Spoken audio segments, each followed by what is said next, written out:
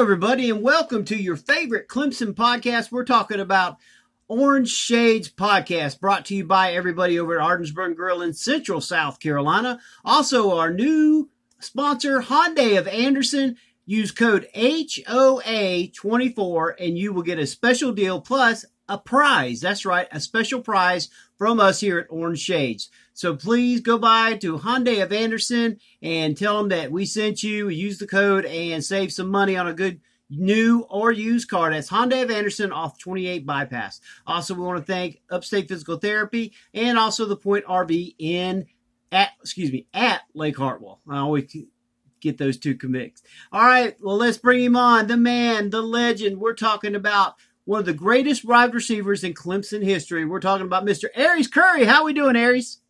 Hey, I'm doing fine this beautiful Friday, Jay. Shout outs to the Tiger Nation. Go Tigers.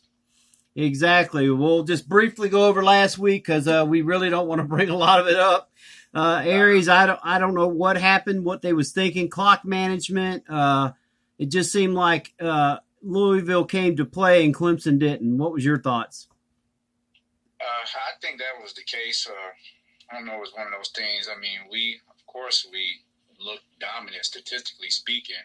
If you look at us on paper, we just didn't close. We just didn't close, and we didn't do a very good job stopping the run and being executing on offense amongst the wide receiver group. We just we didn't show up.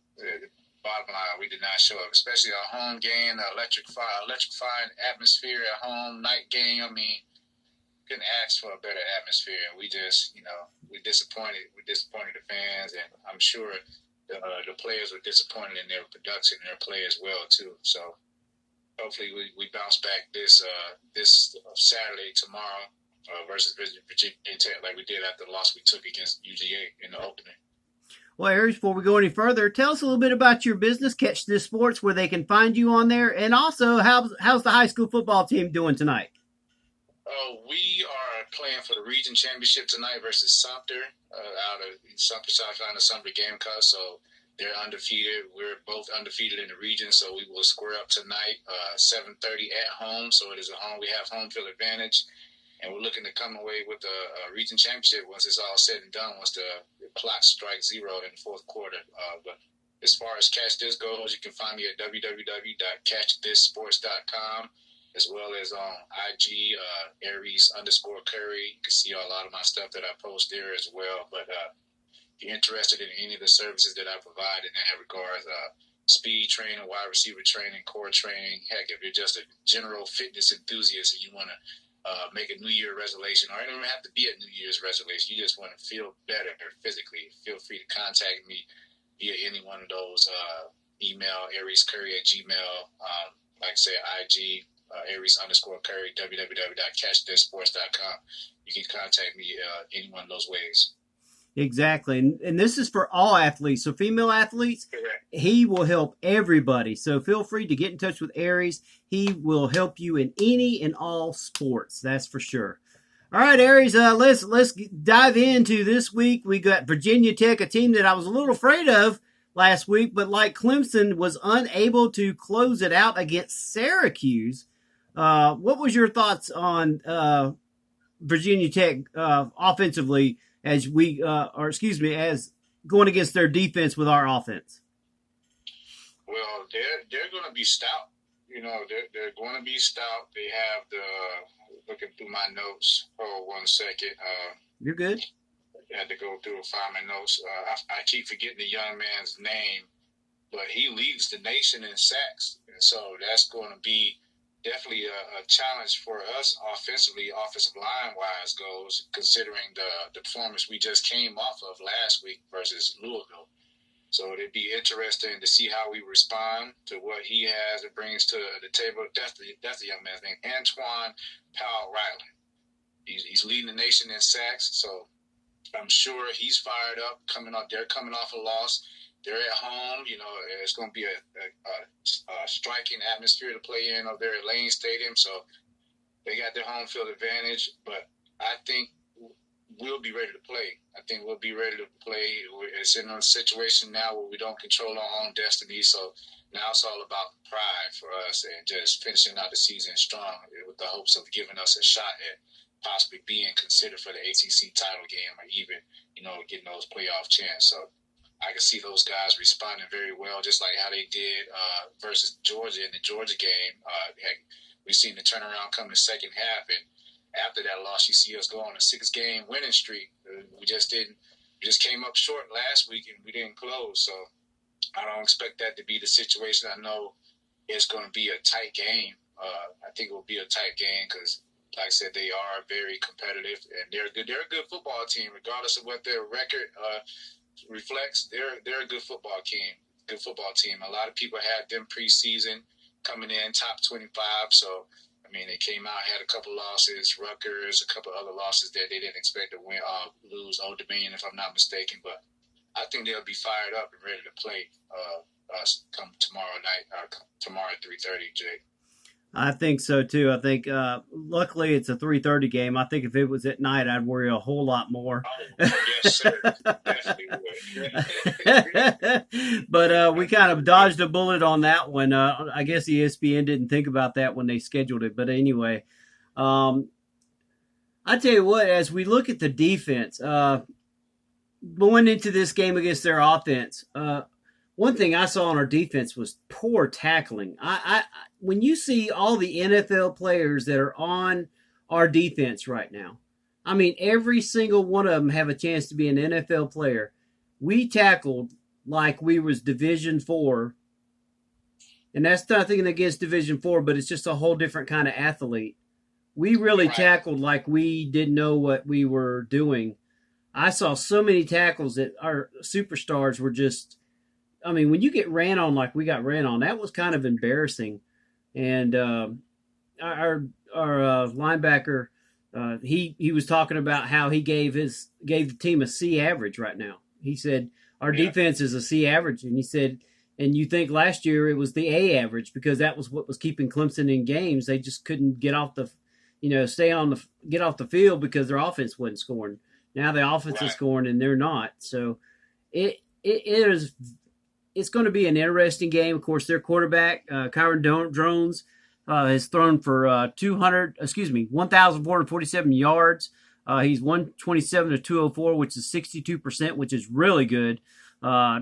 He's got 10 touchdowns, 5 interceptions. He's also ran for 323 yards and 6 touchdowns, which is something we don't really play well against, which is a dual threat. So, and then you add in Tutton, the senior running back, already almost 1,000 yards, 12 touchdowns, and also has caught 18 catches for 56 yards and two touchdowns. And their wide receivers are, the wide receivers are not the biggest, but their running back and their tight end is very deadly. So our defense has to come to play in this game. We have to give 4 quarters in this game. We don't have a choice.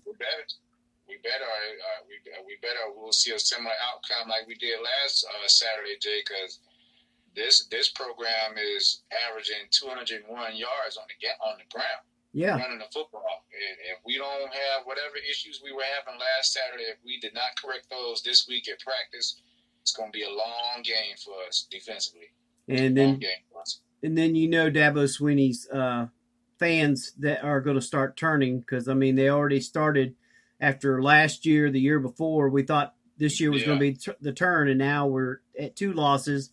Don't want to get to 3 and 4 because then we're right back where we was last year, and then you hear all of the talk. Exactly.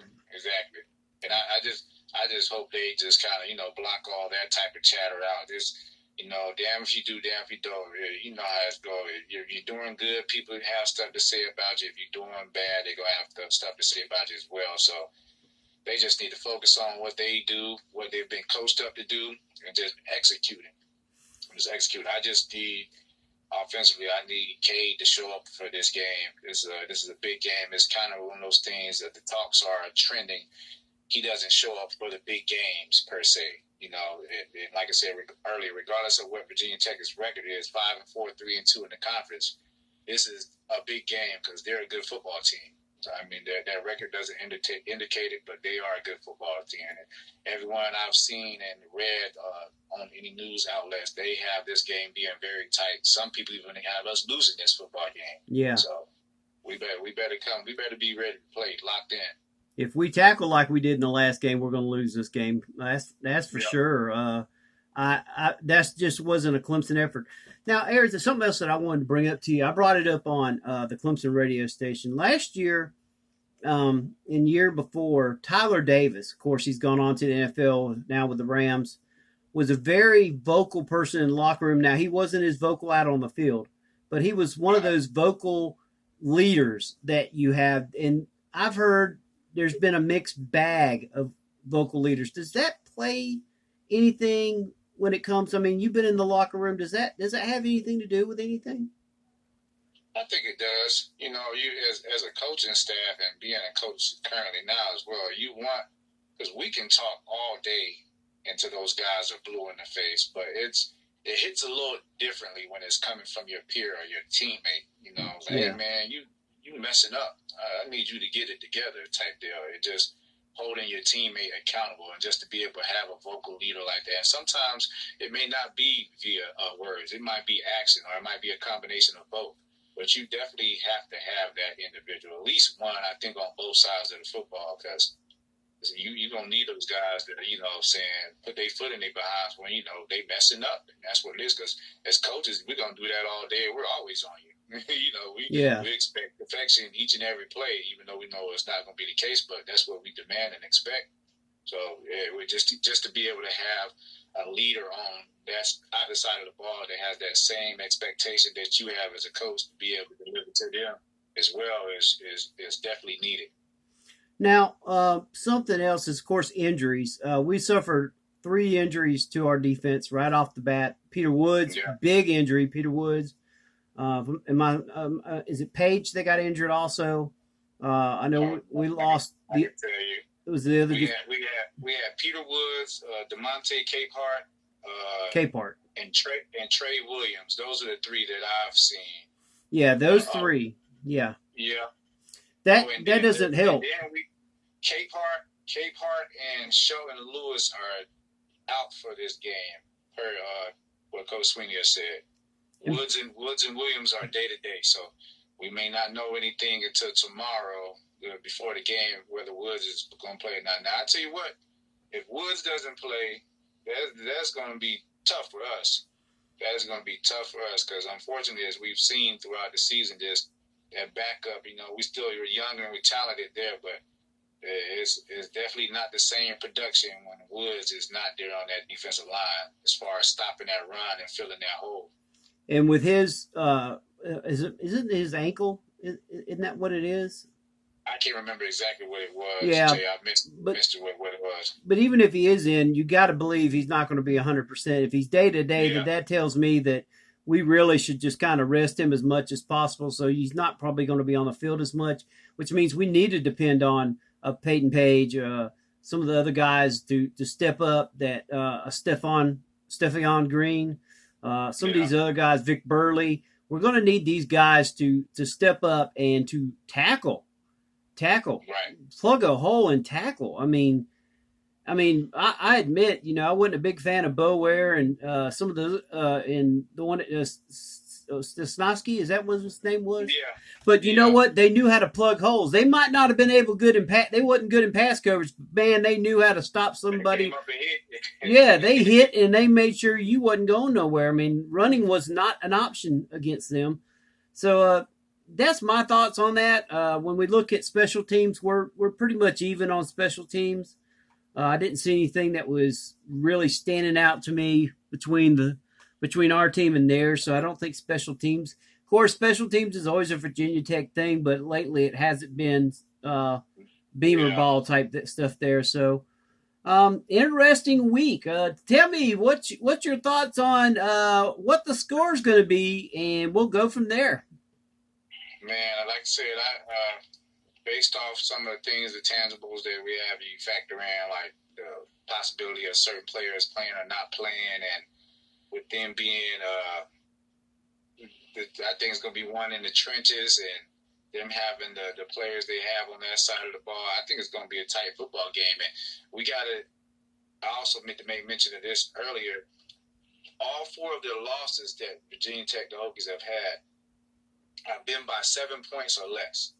So that lets you know right there alone that there's been tight football games that they've lost, and I expect it to be a tight football game versus us as well too. So I'm gonna go with us. I'll say 35-28. Clemson wins the football game. 35-28. All right. Well, I don't think neither team's going to score a lot.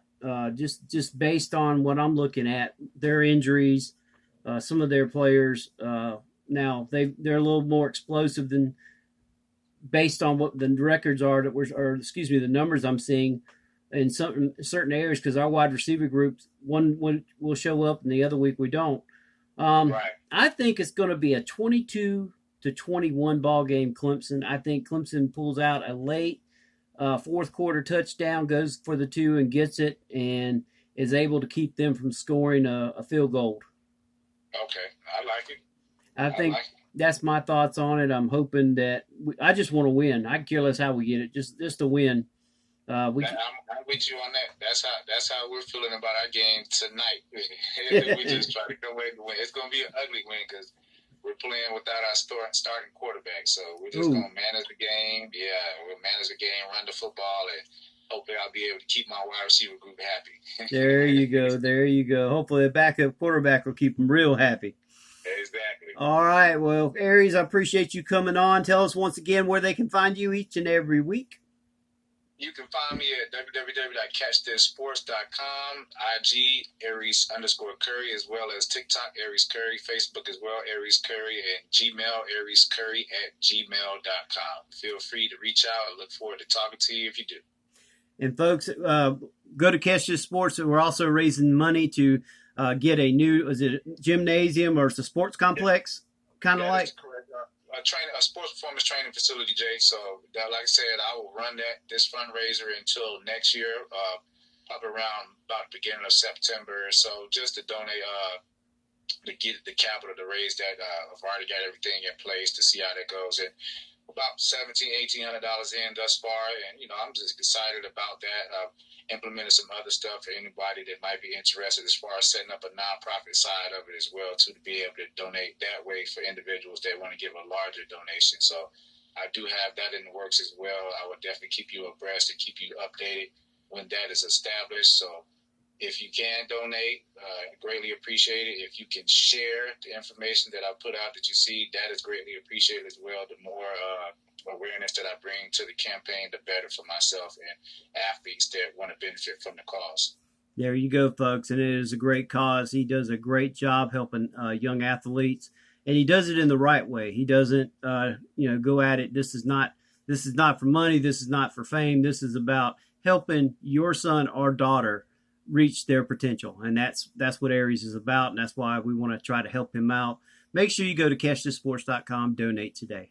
All right. Like we said, we want to thank everybody at Ardensburg Grill in Central South Carolina. As always, Donnie and Angie, best double dip wings you can ever have. Make sure you call early. Call on Tuesday or Wednesday if you want your tailgate and stuff. Get there early. Don't forget, we got the Citadel still to go. We got we're playing at South Carolina this year, I think. No, we're home, Jay. Oh, that's right. South Carolina game. Make sure you get your orders in now. It's going to be a crazy, crazy time. Make sure you get your orders in now. Ardensburg Grill will take care of all your catering needs for your tailgate. Also, we want to thank Hyundai of Anderson. That's HOA24. Use that code. Tell them that OrangeShadez sent you, and you will get a gift from the OrangeShadez podcast. That's right. There is gifts there. All right. We want to thank also Upstate Physical Therapy in Anderson. David and Jimmy will take care of you. Pepsi Cola, Point RV at Lake Hartwell. And also we want to thank you, all of our supporters at GreenvilleSportsMedia.com. Thank you for coming to our website. Thank you for supporting our podcast. This has been the OrangeShadez Podcast with Aries Curry. Jay speaking.